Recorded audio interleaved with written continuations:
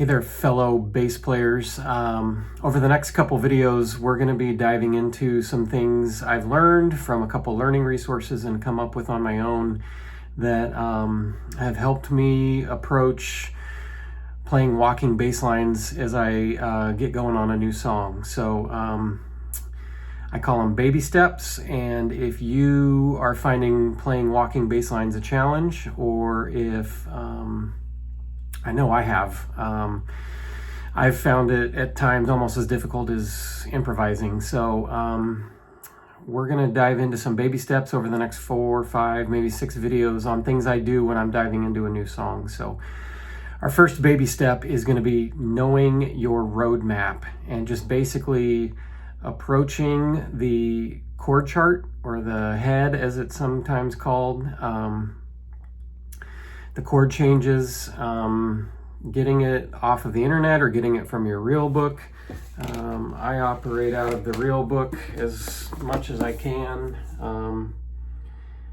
But yeah, it's just knowing the roadmap, knowing what all the signs and symbols and things are telling you, and making sure you know how to navigate through the song as you listen to it and as you memorize it. So with that said, this isn't going to be the most riveting video ever, but it's just something that's a really important step when you're getting going. So here is knowing your roadmap, and here's how I would listen through and walk through and make sure I know what's going on with the roadmap I'm working off of. Here we go. Okay, so in terms of baby step number 1, following the roadmap, what we have here is your standard jazz chart. We're looking at the song Autumn Leaves. We first start out by looking at the key signature, and with 1 sharp, we know that is either G major or the relative minor, which is E minor. In this case, this version is in E minor. And the color coding system of doing different areas of the song of what key it's in is something helpful that I've learned from Learn Jazz Standards. I will put a link to their site below, but their YouTube channel and their website, they got a lot of great stuff that's been really helpful. So this song is in E minor. We start out in the relative major, which is G major, so I colored that blue. So our first 4 bars is in G major, then we're going in E minor, then we come back up, we have the first ending, and then we, per the repeat symbol, we come back up to the beginning, play through, and then jump down to the second ending.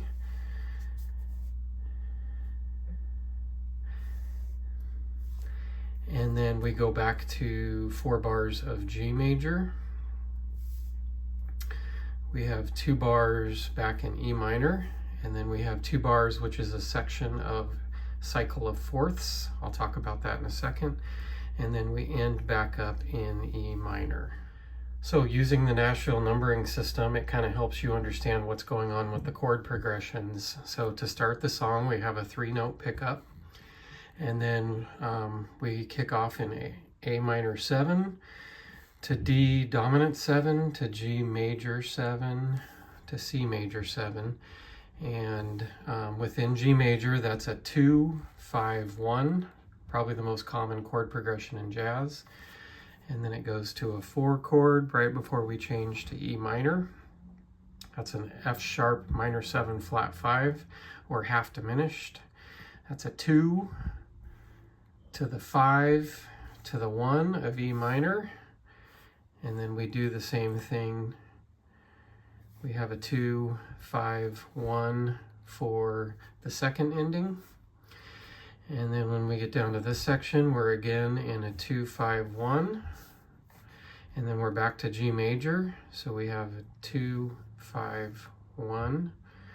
And the way you can count that out is if G is 1, G, A, so that's the 2, and then G, A, B, C, D, that's the 5. Then we go to a 4 chord again, and then as we're getting towards the end of the song, we have a 2, 5 in E minor, and then we have this unique section which is just a cycle of fourths. So it starts out in E minor 7, and then E, F, G, A. So we go to the 4th, and then A, B, C, D.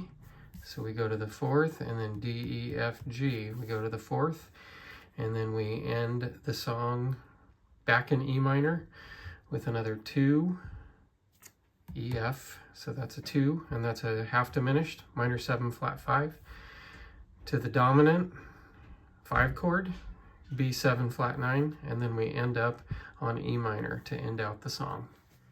And then as far as following the roadmap, the last thing you want to be able to do is follow along with the song as you're listening to it and be able to follow the chord progressions and make sure you understand where the song is going. So here we go.